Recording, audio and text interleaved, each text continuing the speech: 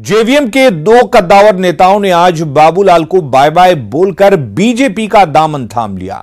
इन दोनों नेताओं की बेवफाई से जितना बड़ा झटका जेवीएम को लगा है, उससे कहीं ज्यादा इन दोनों नेताओं को लेकर बीजेपी में उलटफेर के तौर पर देखा जा रहा है। माना जा रहा है कि नीलम देवी और प्रभात भुइयां के बीजेपी में शामिल होने के बाद चतरा और पलामू में प्रत्याशियों का चेहरा बदल सकता है। एक रिपोर्ट। लोकसभा चुनाव में बीजेपी में हो सकता है बड़ा उलटफेर। पलामू और चतरा में बदल सकता है प्रत्याशियों का चेहरा। जेवीएम को झटका देकर कमल खिलाने पहुंचे दो नेता। प्रभात भुइयां और नीलम देवी ने थामा बीजेपी का दामन। लोकसभा चुनाव से पहले झारखंड बीजेपी में बड़ा उलटफेर हो सकता है। चतरा से जेवीएम की कद्दावर नेता माने जाने वाली नीलम देवी और पलामू से प्रभात भुइयां ने बाबूलाल को बाय बाय बोलकर 2019 के चुनाव में कमल खिलाने का जिम्मा उठा लिया है। इससे चतरा और पलामू में प्रत्याशियों का चेहरा बदलने की अटकलें तेज हो गई हैं। पिछले लोकसभा चुनाव में चतरा से नीलम देवी तीसरे स्थान पर रही थी, जबकि प्रभात भुइयां पलामू से 2 बार जेवीएम के प्रत्याशी रहे हैं। लड़ाएंगे तो चुनाव लड़ेंगे, पार्टी का जो डिसीजन होगा मानेंगे।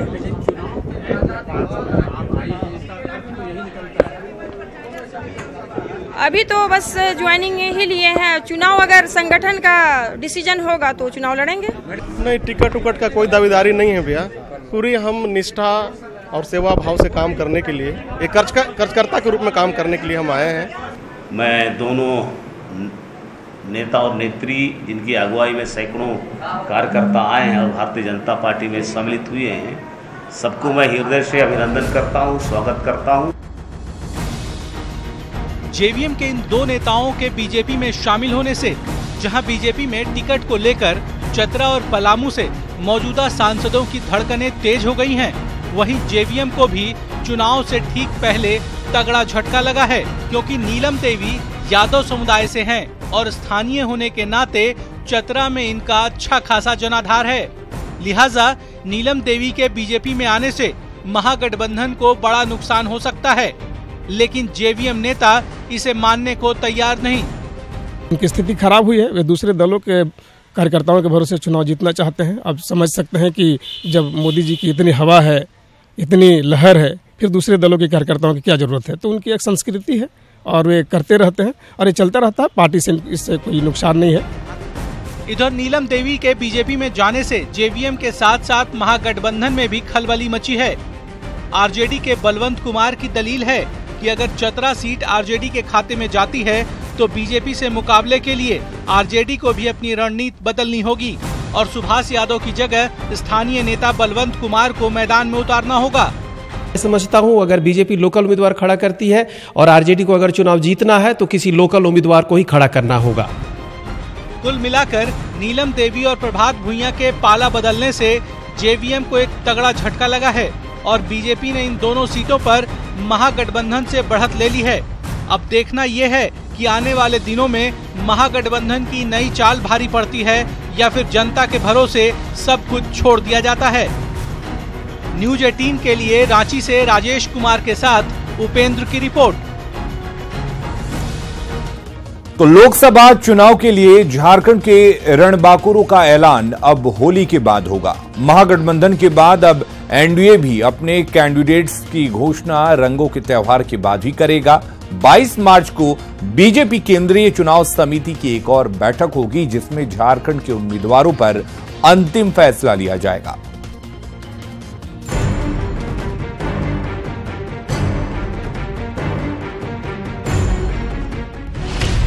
अब होली बाद बीजेपी उम्मीदवारों का ऐलान।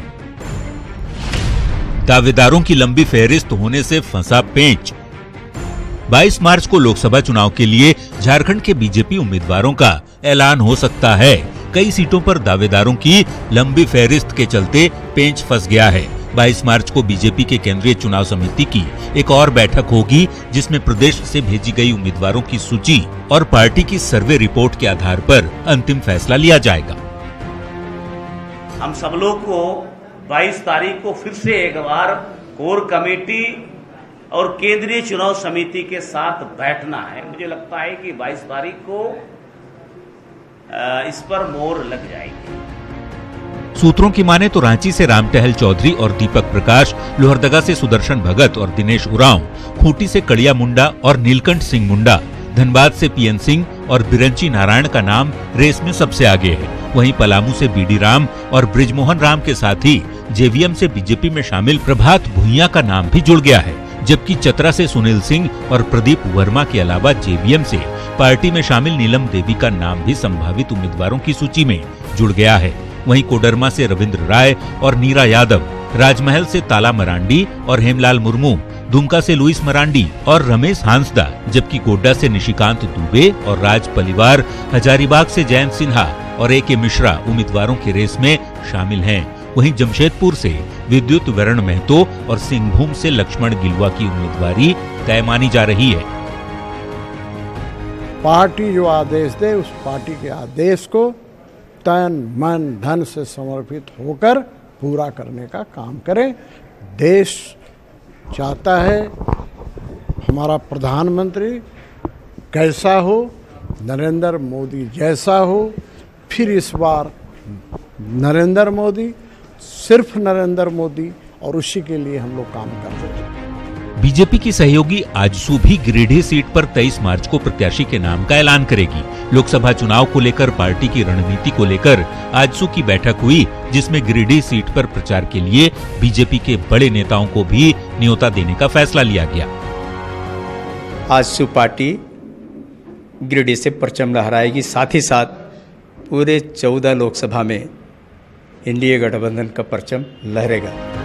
लोकसभा चुनाव में झारखंड के रणबांकुरे कौन होंगे, इसका ऐलान अब होली के बाद ही होगा, क्योंकि एनडीए के अलावा महागठबंधन भी अपने उम्मीदवारों का ऐलान होली के बाद ही करने वाला है। महागठबंधन ने 24 मार्च तक प्रत्याशियों की घोषणा करने की बात कही है।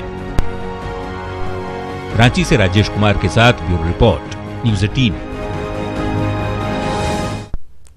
और इधर राजमहल से विजय हांसदा को प्रत्याशी बनाने के फैसले का एक ओर जहां जेएमएम का स्थानीय संगठन विरोध कर रहा है, वहीं जेएमएम नेता और पूर्व मंत्री लोबिन हेम्ब्रम ने राजमहल सीट से पार्टी के टिकट के लिए दावेदारी ठोक दी है। साथ ही इस सिलसिले में उन्होंने जेएमएम के कार्यकारी अध्यक्ष हेमंत सोरेन को पत्र भी लिखा है। साथ ही उन्होंने पार्टी के फैसले को सर्वमान्य करार दिया है। राजमहल लोकसभा क्षेत्र के लोगों को अपनी सेवा देने के लिए राजमहल लोकसभा सीट से 2019 के चुनाव में जेएमएम से उम्मीदवारी के लिए मैंने जेएमएम के कार्यकारी अध्यक्ष श्री हेमंत सोरेन को दावेदारी के लिए आवेदन दे दिया है। पार्टी चाहे तो राजमहल लोकसभा सीट से चुनाव लड़ने के लिए मैं तैयार हूं। मुझे पार्टी का निर्णय सर्वोपरि है। अगली खबर का रुख करते हैं। रामगढ़ का चुटुपालू घाटी मौत की घाटी बन चुका है। ब्रेक फेल होने से बेलगाम ट्रक की चपेट में 6 वाहन आ गए। इस भीषण सड़क हादसे में 8 लोगों की मौके पर ही मौत हो गई, वहीं 10 से ज्यादा लोग घायल हैं।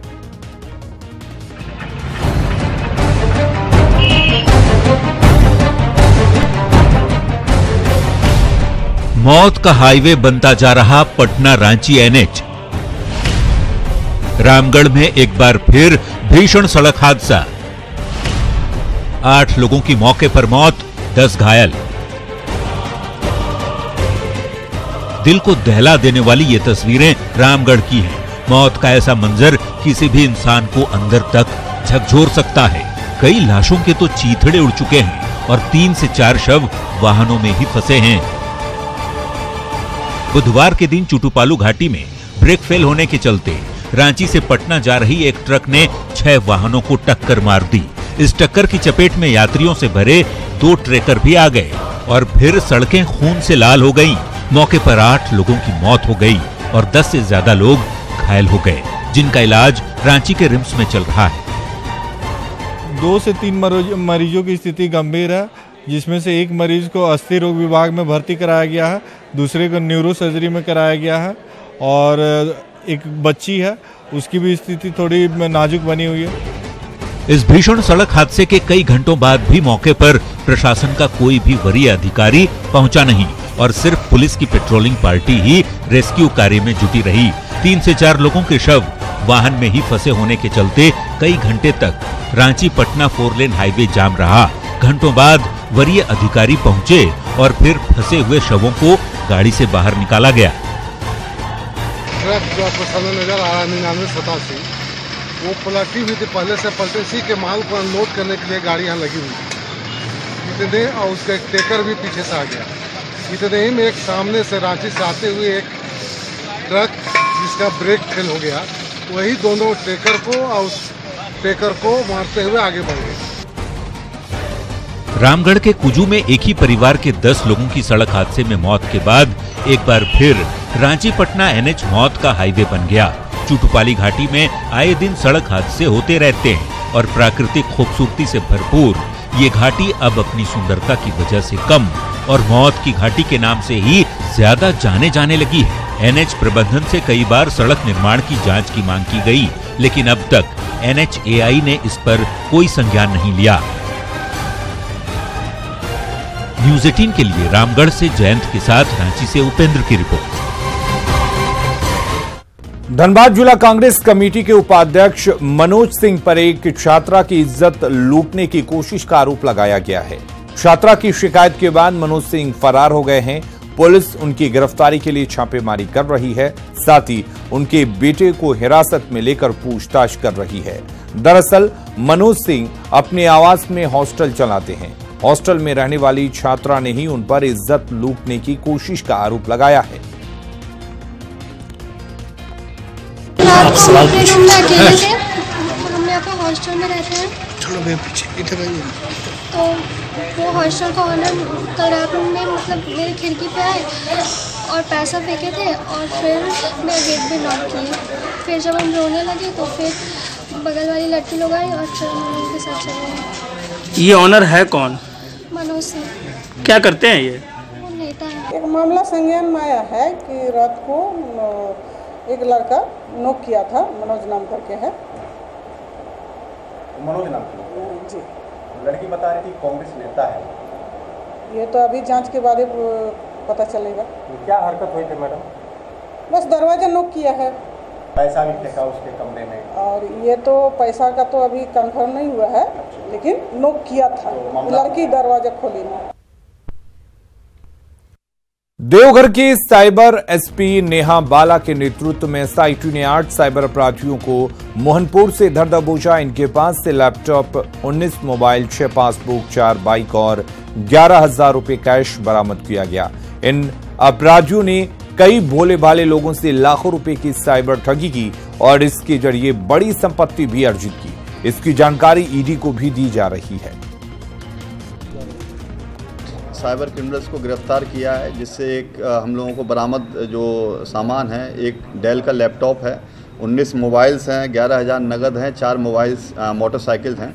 इसमें SIT टीम का हम लोगों ने गठन किया था। श्रीमती नेहा बाला द्वारा इसको लीड किया गया और ये मोहनपुर क्षेत्र के बराई टोली और लरसरा गांव से ये लोग गिरफ्तार हुए हैं। 8 साइबर क्रिमिनल्स हैं और UPI के थ्रू इन लोगों ने साइबर फ्रॉड किया है। सुरक्षा बलों की मुस्तैदी के कारण लोकसभा चुनाव के दौरान हिंसा फैलाने की नक्सलियों के मंसूबे पर लगातार पानी फिर रहा है। इस दिशा में सुरक्षा बलों को लातेहार में एक और बड़ी सफलता मिली है, जहां गारू थाना क्षेत्र के बगुलाबांध जंगल में सर्च अभियान के दौरान भारी मात्रा में विस्फोटक और अन्य सामान बरामद किया गया है। बरामद सामानों में 5 किलो का 2 सिलेंडर बम, 2 टिफिन बम, करीब 100 कारतूस, 5 hand grenade, rifle, Cordtex wire और बारूद सहित अन्य सामान शामिल हैं। नक्सलियों के खिलाफ CRPF और जिला पुलिस की इस सफलता को नक्सलियों के लिए तगड़ा झटका माना जा रहा है। सिलेंडर बम मिला था वहाँ पे 2 5 लीटर वाला, और टिफिन बम जो है वो 2 kg का, वो 2 बरामद हुआ है। कोटेक्स वायर बरामद हुआ है, इलेक्ट्रिक वायर बरामद हुआ है। पुलिस बल को टारगेट करने के लिए ही छिपा के रखा गया था, जिसका इस्तेमाल आई थिंक कि भविष्य में किया जाना था। मे बी रोड को भी टारगेट करने की योजना हो रही होगी। पाकुड़ में एक बार फिर 4 बच्चों को मानव तस्करों के चंगुल से बचाया गया है। ये सभी बच्चे काफी कम उम्र के हैं और इनकी गरीबी का फायदा उठाते हुए तस्कर इन्हें मां बाप को बरगलाकर इनसे मजदूरी कराने के लिए कहीं और लेकर जा रहे थे। चाइल्ड लाइन को जब इस बच्चों के बारे में पता चला तो पुलिस के सहयोग से एक अभियान चलाकर इन सभी बच्चों को रिहा करा लिया गया। साथ ही 2 तस्करों को भी गिरफ्तार किया गया है जो इन बच्चों के गांव के ही रहने वाले हैं। चाइल्ड लाइन के द्वारा CWC को सौंपे जाने के बाद इन बच्चों को उनके परिजनों को सौंप दिया गया है। पढ़ाई करते थे, कोई 3री क्लास में, कोई 4थे क्लास में पढ़ते हैं। करीब 10 से 12 साल के बच्चे हैं। लास्ट इसमें 4 बच्चे हैं जो 16 साल के हैं। भाई बहन अधिक होने के कारण, घर की आर्थिक तंगी होने के कारण बच्चे अपनी पढ़ाई लिखाई छोड़ करके और इन किसी हुमायूं नाम के ठेकेदार के साथ वहाँ राजमिस्त्री का काम करने के लिए उन लोगों को भाड़े के रूप में 500 रुपया और प्रति माह 7,000 रुपये के माह से इनके माँ बाप को बोलकर सहमति से ले जा रहा था। CWC के 2 आदमी गिरफ्तार किया गया है, वो भी उसी गांव का है जिस गांव के बच्चे हैं, और वो जो है अभी दुमका में ही है। अभी दुमका में उनको जो है रखा गया है। रांची के प्रमुख व्यावसायिक केंद्र अपर बाजार में आए दिन जाम की समस्या से लोगों को 2-4 होना पड़ता है। इस परेशानी से निजात के लिए कई सड़कों को वन वे करने का प्लान निगम को दिया गया था, लेकिन निगम से हरी झंडी नहीं मिलने की वजह से फिलहाल ये प्लान अधर में नजर आ रहा है।